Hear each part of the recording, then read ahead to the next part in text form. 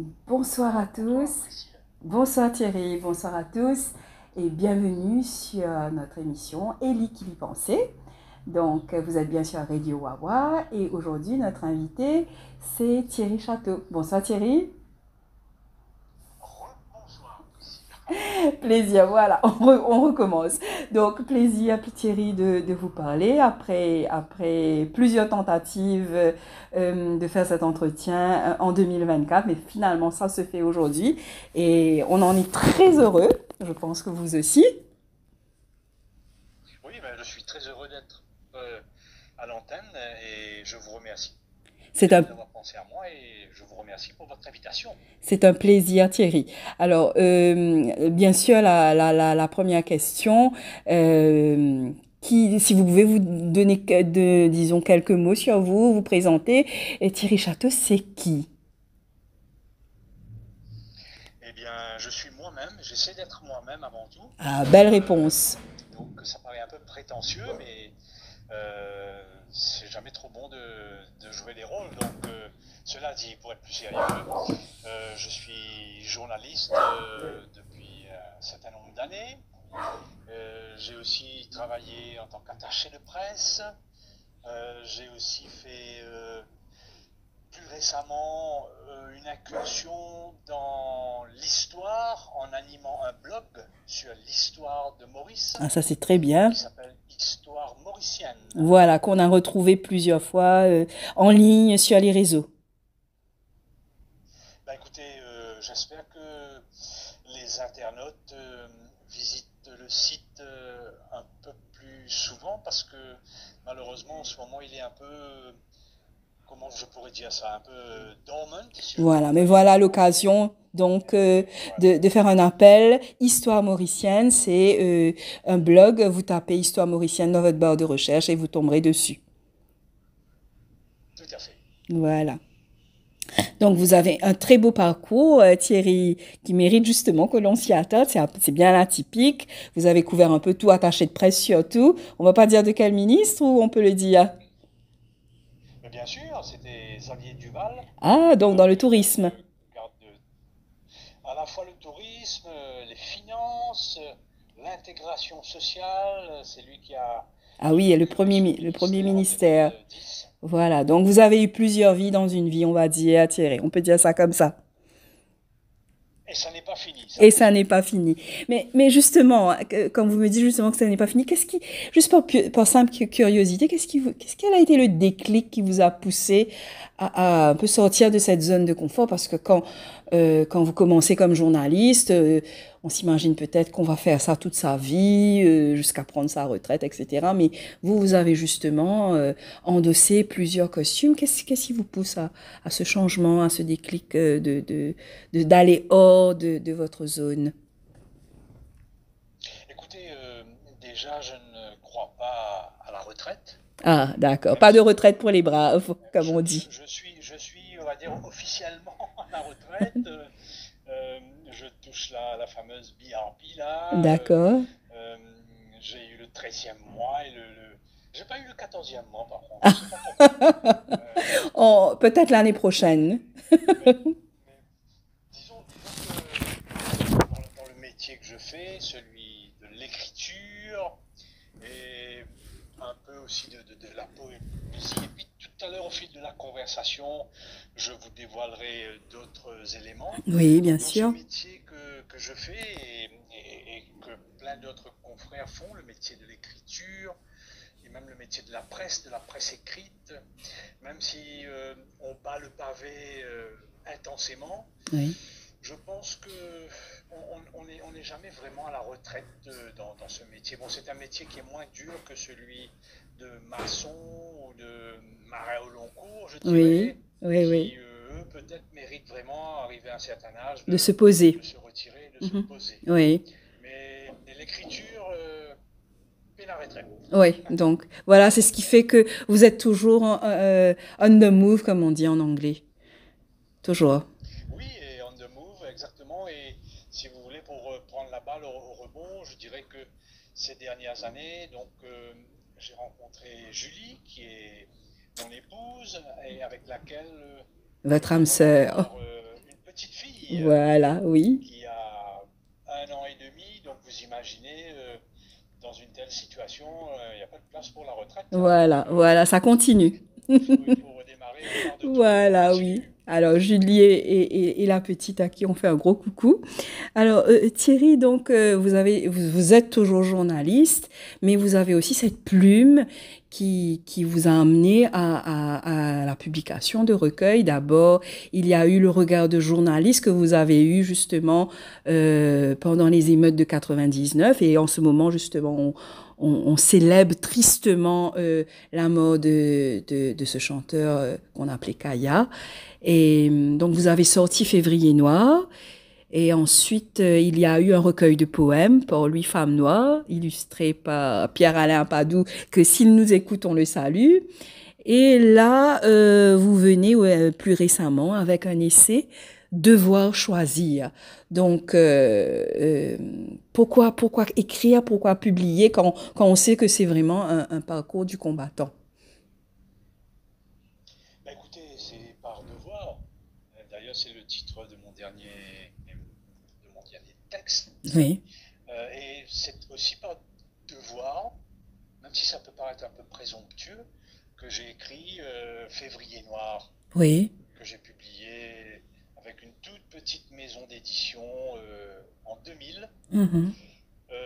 Un an après, C'est-à-dire, bon, donc. quelques mois. Oui, non, voilà, donc j'ai écrit Février Noir, une chronique des émeutes dans les mois qui ont suivi les événements, parce que euh, le fer était encore chaud, les plaies étaient encore ouvertes, Vive, oui. et j'ai pensé qu'il fallait, euh, dans un devoir de mémoire, on va dire, rassembler tous ces faits un peu disparates, tout ce qui s'est passé, et que la presse, en tout cas la presse écrite, pas la télévision, mais la presse écrite a bien retranscrit. Et ça, je dois tirer mon chapeau à certains de mes confrères qui étaient Vous étiez donc au feu de l'action. journaliste, pardon, Thierry, vous étiez donc journaliste au Mauricien à l'époque, c'est bien ça, hein, dans un quotidien. Exactement. Donc, Mhm. j'ai eu le privilège d'avoir l'aide de Jacques Rivette, Oui, malheureusement aujourd'hui regretté, décédé. décédé. Mhm. Voilà, qui m'a permis d'utiliser certains documents photos du Mauricien, euh, que mes confrères et collègues photographes donc avaient pris au fil des émeutes de ces 3 4 jours d'événements intenses. Et puis bon, moi de mon côté, bon, j'ai quand même été témoin d'un certain nombre de choses. Je me suis aussi beaucoup appuyé sur, oui, sur les coupures de presse, sur les articles de mes confrères. Et puis bon, en mélangeant tout ça, en faisant un cocktail, si vous voulez, j'y ai mis un peu de ma touche. Mhm. Euh, Parce qu'il y a aussi, si vous voulez, un peu de recul qu'il faut prendre par rapport à cet événement, À l'événement qui a quand même et touché une analyse. l'essence du pays, oui. Oui. Et le livre est toujours Oui, oui, disponible, Thierry, Février Noir est toujours en vente. On peut le trouver en vous contactant euh, ou c'est out of oui, en print. me contactant, oui, ça je pense que Vous avez quelques copies les parce gens me que contactent on, directement, il n'y a pas de voilà, on est souci. pendant le mois Oui, de je pense qu'il doit être février aussi disponible. en librairie. Oui, je pense qu'il doit être aussi disponible, encore disponible à la librairie Le Cygne, si je ne D'accord. me trompe pas. Donc, pour ceux qui veulent justement une relecture, on va dire, de cet événement tristement célèbre que l'on commémore en ce moment, Février Noir de Thierry Château. Et ensuite, vous passez à la poésie, pour lui, Femme Noire, avec justement ces illustrations de Pierre Alain. Pourquoi pour lui, c'est spécial? C'est une ville qui vous parle?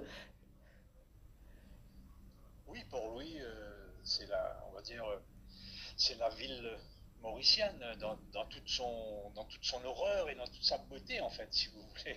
Oui, Toute oui. son horreur, c'est l'expression que j'utilise, hein.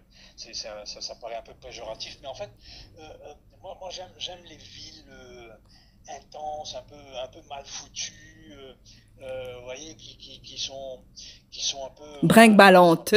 Oui. urbanisées, voilà. Ben, c'est le cas de Port-Louis. Oui. C'est une ville Que vous qui a connaissez pas mal bien. de hauts et bon.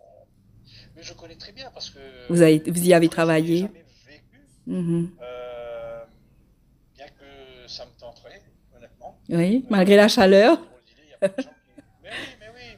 Mais c'est une ville chaude. Oui, oui. Dans Dans tous les sens dans du tous les terme, sens du exactement, terme, oui. voilà.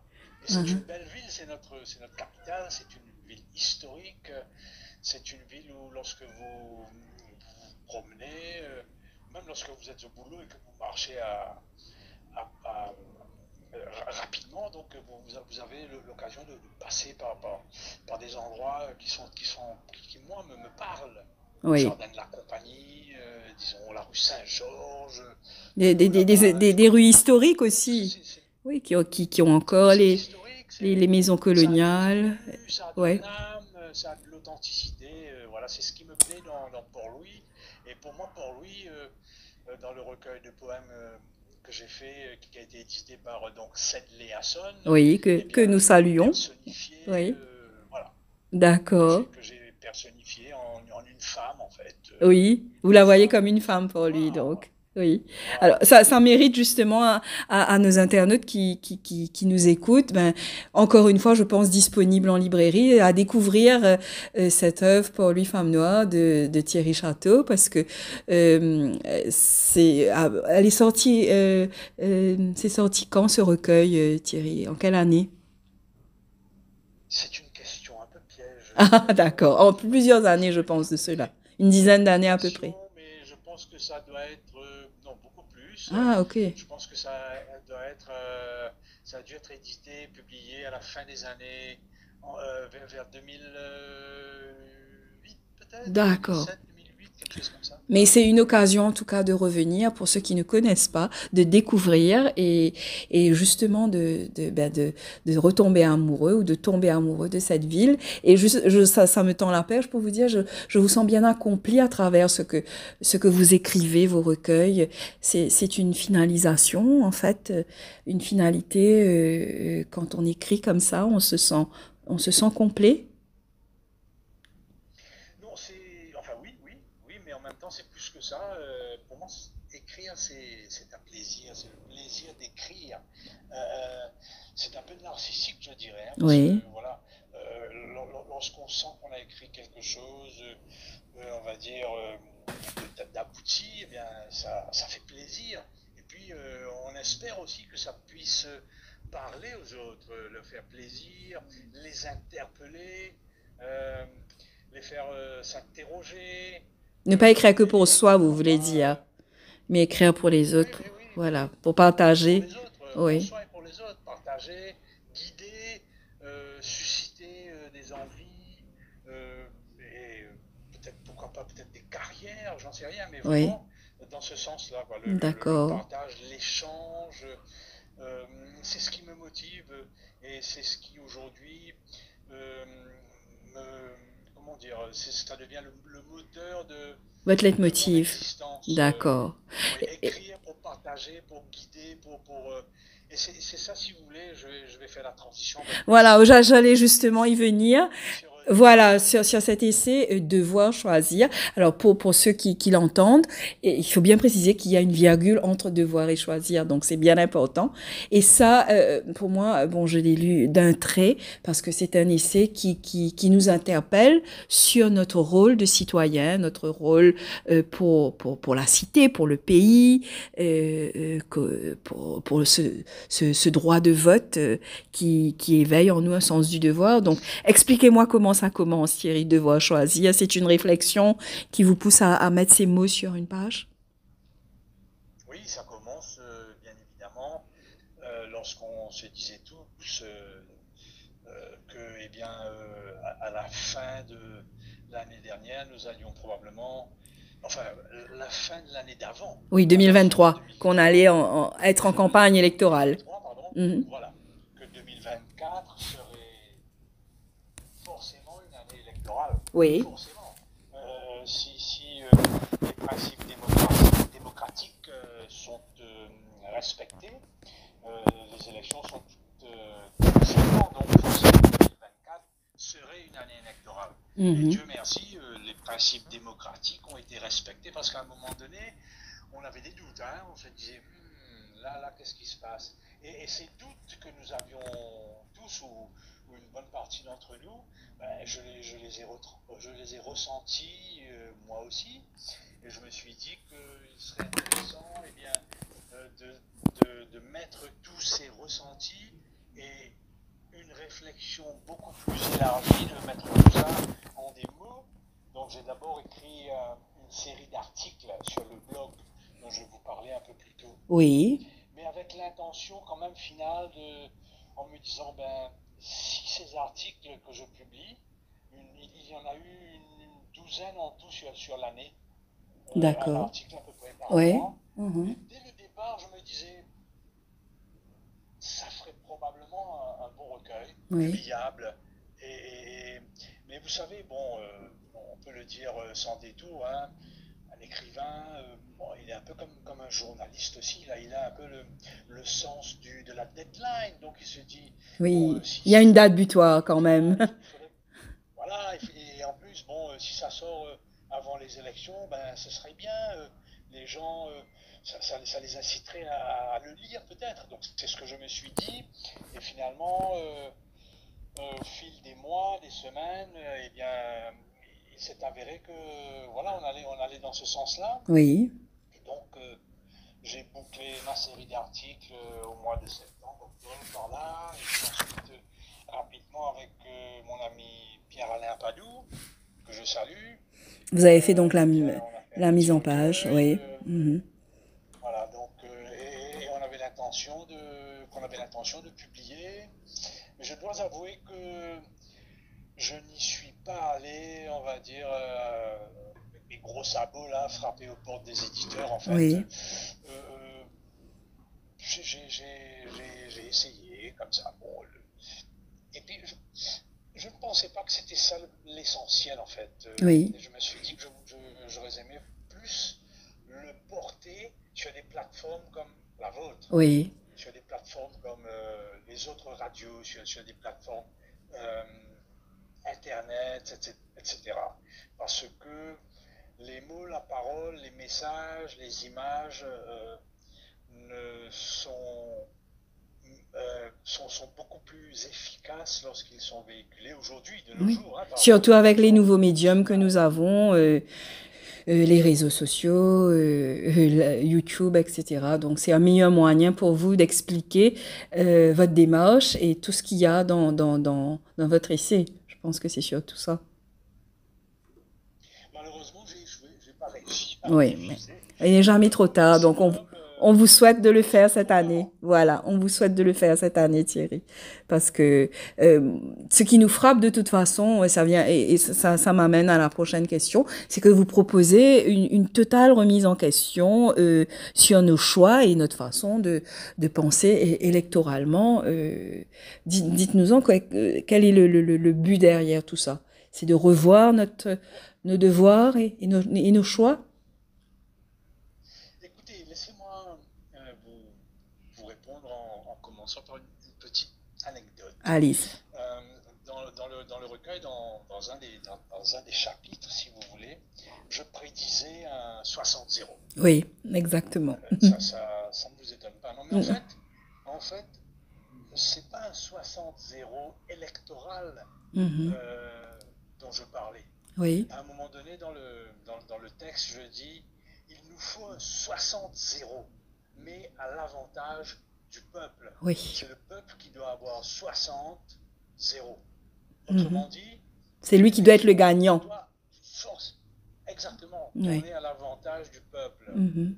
Et bon, il savait que je n'avais pas prédit les 60-0 électoraux Mais d'une certaine façon, c'est électorales. arrivé. Voilà. Ouais.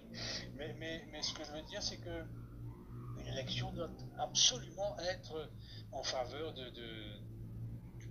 peuple, De celui qui de la vote. société, du pays, de celui qui vote, de ce pays, de nos villes, de notre environnement, et non pas en faveur d'un groupe de gens là pour lesquels on a voté et bon, voilà, donc qui sont là à la tête d'un État qui ne leur appartiennent pas, Oui. déjà. Et Ils ont tendance à voilà, l'oublier, ça, hein? Ils ont tendance à l'oublier. ben, j'espère que ceux qui sont là actuellement, pour eux, ce ne sera pas le cas, Mhm. parce que les prédécesseurs, eux, ils l'avaient un peu oublié. Oui, Et à force d'y bon, être. voilà, Mhm. à Donc, force d'y être, à force de faire des choses qui sont à la limite de ce qui pourrait être la démocratie, la bienséance, le respect. etc., etc., etc. Et vous demandez Des justement, habitudes.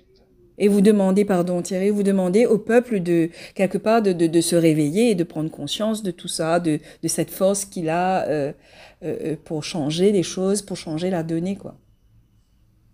Mais alors, le peuple s'est réveillé, on va dire, d'une certaine façon, Oui, puisqu'il a mis un 60-0.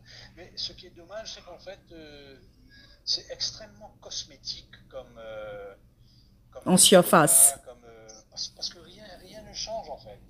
Parce que le changement doit aussi venir des mentalités, doit aussi venir de la façon dont on vote, doit aussi venir du changement d'attitude, du changement d'habitude. Or, on n'en est pas encore là. Moi, ce que je demandais à travers mes mots et ma réflexion, c'est que nous puissions avoir une vraie réflexion par rapport à nos changements d'attitude. Et Oui, pour moi, les élections, de façon un peu naïve, devaient représenter ce ce changement-là. changement. Ce vrai Le changement. changement, il y a eu, Oui, mais, mais cosmétique. pas de la façon. Écoutez, moi je le dis. Je Oui, le dis, on va dire que je suis prétentieux, mais ouais, pour moi, il n'y a pas eu de changement. À oui. plus forte raison lorsqu'on regarde un peu la distribution des rôles là, à laquelle on a assisté Récemment, depuis oui. l'arrivée au Depuis pouvoir. l'arrivée, Voilà, oui. voilà, donc une distribution de rôles là, bon, toujours Et les mêmes même, acteurs, quoi. Hein, oui, voilà. le même scénario, en fait, qui se répète avec quelques Ouais, ouais, ouais, changements ouais. de visage, on va dire. C'est ça, c'est ça. Et ça, c'est au Mais détriment un du peuple. changement, Priscilla, un changement, on va dire, tel que j'ai la prétention de réclamer, ben, c'est ça, ça se fait pendant quelques mois, hein, effectivement. Oui, Si on avait eu, là j'extrapole, je fais un peu peut-être certains diront de la politique fiction, mais oui, si on avait eu une assemblée avec un grand nombre d'élus différents, oui, on se serait retrouvé, ça aurait été, pardonnez-moi l'expression, le chaos. oui. Hein. Est-ce que ça aurait été ingouvernable? Qui aurait eu la majorité, hein, Mhm. s'il y avait eu toute une palette de gens là, d'horizons politiques différents qui se retrouvaient ensemble dans une assemblée sans vraiment de majorité? Qu'est-ce qu'il aurait fallu faire? Et Il aurait une fallu trouver une coalition. façon de gouverner. Voilà, une coalition. Il aurait fallu faire une coalition, il aurait fallu faire des compromis. Oui, Et gouverner, c'est faire des compromis. oui. Et c'est le peuple qui aurait été On tend gagnant. vers la démocratie. Oui. Mais voilà, j'espère. Mhm. J'espère que un jour nous pourrons avoir comme ça un régime, vraiment une vraie démocratie parlementaire où ça n'est pas forcément un gouvernement qui a une majorité absolue qui Qui dirige, remporte, oui. mais un groupe de gens voilà, qui sont sans cesse dans la consultation, dans le compromis, et qui répondent aux exigences du moment, qui répondent aux besoins profonds d'une nation, et qui sont là pour servir, non pas se servir. Vous estimez que c'est pas le cas, donc, actuellement, malgré qu'on ait changé, bon, nous sommes déjà aux 100 jours après ces élections, mais vous trouvez que le choix n'a pas été dans le sens qu'on l'entendait? Non, on n'a pas été dans le sens que moi j'espérais. D'accord. Mais je ne juge pas, hein, je ne suis pas juge. Oui. Je laisse ça à ces messieurs de la cour, où je ne suis pas juge. Je suis simplement observateur. J'ai une vision, si vous voulez, plutôt philosophique Oui. de la chose politique. Et c'est pour ça que je vous dis que ça ne me satisfait pas, parce que moi, je m'attends pour mon pays à de vrais changements, à des orientations euh, qui sont différentes de celles euh, vers lesquelles on veut nous diriger depuis un certain nombre d'années. Les solutions Et viendraient d'où, Thierry, selon vous? Les les solutions solutions sont concrètes. forcément politiques. Oui. Les solutions sont en partie, en grande partie politiques.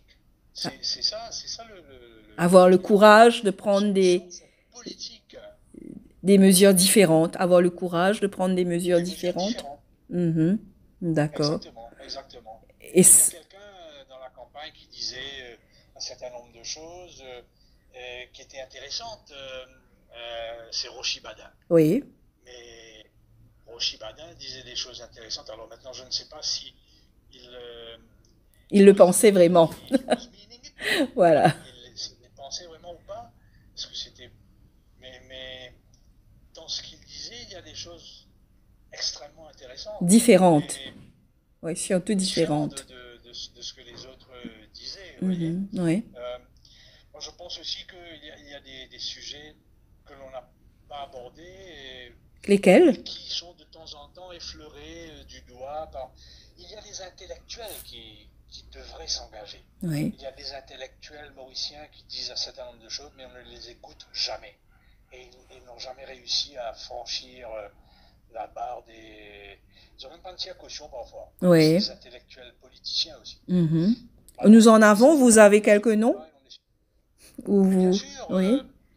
je pense souvent aux gens de l'ALIT Oui. qui disent souvent des choses extrêmement sensées, euh, mais qu'on regarde un peu avec dédain. De... Ils ne font pas de très bons Je scores pense aussi.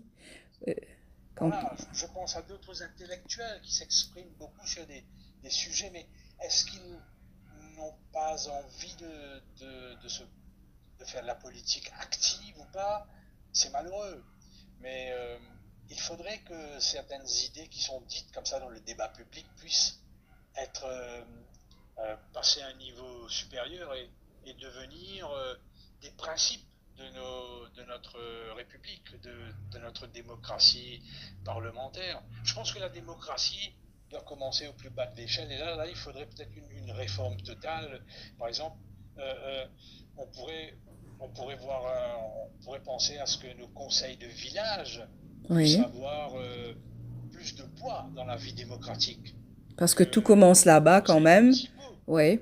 Mhm. Une Voilà, indépendance nos aussi. conseils municipaux. Une Une indépendance indépendance, une autonomie, plus de de ces... poids Oui. dans la vie politique et démocratique, Oui. de façon à ce que un projet de loi qui est décidé là-haut, là-bas, Voilà. Qui ne voilà, ça touche pas vraiment puisse... à la réalité des villageois ou des citadins, qui est beaucoup Mais plus... voilà, pourquoi est-ce Voilà. qu'un projet de loi ne serait pas également débattu au conseil de village, Oui. puis Mhm. montré au conseil municipal, puis arriverait enfin à l'Assemblée, voilà, pour que comment dire, tous ces points de vue soient pris en compte, pris en D'accord. considération. Et, Est-ce que et, c'est trop compliqué? et du coup, vous n'avez donc jamais songé à faire de la politique, Thierry, par rapport à tout ça, à vos réflexions? Prochaine élection? Ah, d'accord. Donc, on se donne rendez-vous Non, en je 2030. plaisante. Ah, Non, d'accord, non, non? non. Non. Écoutez, chacun son rôle. Moi, Oui. j'essaie péniblement voilà, d'avoir un rôle d'observateur, de réfléchir, Oui. d'avoir une approche, on va dire, philosophique Oui, de la, comme vous de la, disiez. de la vie dans la cité, de la vie en société, et même de la vie, enfin de la politique. Euh, Chacun son rôle, mais effectivement, je suis un peu mal placé pour venir critiquer certains camarades intellectuels qui ont dit des choses, mais qui n'ont pas osé se présenter. Mais non, je ne pense pas Vous ne pensez pas. je ne pense pas Vous faire de la resterez politique avec ainsi. votre... En tout cas, pas dans un tel système. D'accord. Ben, justement, en parlant de système, Thierry, allons essayer de se projeter dans le futur, disons dans 18 ans, en 2042, quand votre petite dernière donc, aura l'âge de vote. Comment vous voyez le pays en 2042, dans 18 ans? Comment vous voyez l'île Ben, Maurice? voilà, j'aimerais qu'il puisse être, voilà, qu'il ait pris une direction qui se rapproche un peu de certains de mes idéaux, on va dire, voilà, de démocratie à tous les niveaux, que nous ayons un pays qui soit respectueux de son environnement, que nous Voilà, soyons vous des parlez de citoyens. l'environnement, justement, dans Devoir choisir. Selon vous, c'est une question forte. Parce que nous, ça nous concerne Oui, bien directement sûr, aussi sur Radio Wawa. Oui, c'est important. On en a conscience à bien Maurice, sûr, bien selon sûr. vous? Oui, je pense qu'on en a conscience, mais en même temps, on se laisse dépasser par les autres, on va dire, priorités. On va dire, on met d'autres priorités avant celle-là. On met la priorité consumériste, par Oui. exemple, Mhm. avant l'équilibre naturel. On met les exigences économiques, industrielles, on les place un peu trop haut, à mon avis. Hein.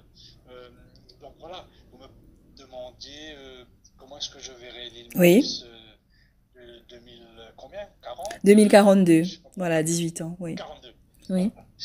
2042, eh bien, c'est une île Maurice peut-être un peu idéalisée, mais une île Maurice, on ne va pas se voiler la face, c'est une île Maurice qui va probablement être plus urbanisée, euh, plus peuplée, plus cosmopolite, mais en même temps avec euh, tous ces aspects, mais avec leurs bons côtés Oui. et non pas leurs mauvais côtés, c'est-à-dire plus urbanisé. C'est bien, pour moi, je n'ai pas de problème avec l'urbanisation, à Oui. condition qu'elle puisse respecter l'équilibre avec la nature. Avec la Il faut que nature. nous ayons Oui. un bon équilibre. Co- Un pays plus cosmopolite, parfait. On vient tous d'ailleurs. Mais il faut que l'équilibre puisse être maintenu entre ceux qui sont là, ceux qui viennent. Mais ce que je veux dire, Oui. et puis pareil pour tout. Euh, J'ai l'impression que on va souvent dans des directions, mais trop vite, trop loin, et en se pressant et en faisant abstraction De de l'essentiel. tout, on va dire, De l'essentiel, voilà, l'essentiel. les bons Oui. côtés. Voilà. Ouais. Et, Maintenant, et, et- c'est une lecture, hein. Peut-être oui. que les Mauriciens, les autres Mauriciens qui m'écoutent ne sont pas du tout d'accord. Qui peut dire ça boucle Bah, là, mais peut-être que le débat sera en même lancé et temps, que nous aurons des commentaires, j'espère bien, suite à cet ouais. entretien, à vous dire. Et comme nous sommes sur Radio Wawa, comment vous voyez, vous, le rapport du Mauricien lambda avec les animaux à Maurice? Comment est-ce que ça vous interpelle? Ça vous parle? Vous en êtes outré, heureux? Comment vous sentez ça? Écoutez, je pense que je vois autour de moi beaucoup de Mauriciens qui sont très attachés aux animaux. Euh, et c'est bien. Euh, mais on a peut-être on n'a pas une bonne connaissance, je dirais, de la relation, pardon, euh, homme-animal. En tout cas, c'est malheureusement un peu mon cas.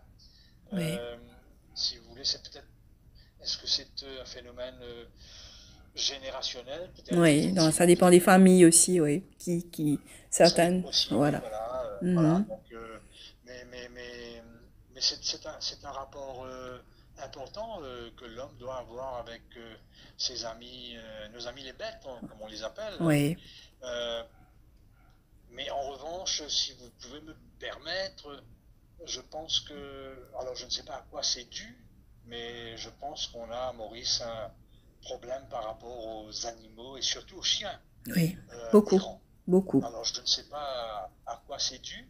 Une mauvaise, J'espère qu'il mauvaise va application de trouver la loi, oui. des... Beaucoup d'abandon Voilà. d'animaux, c'est Ah oui, oui. la loi qui n'est Ouais, pas ouais. appliquée, oui. Mhm.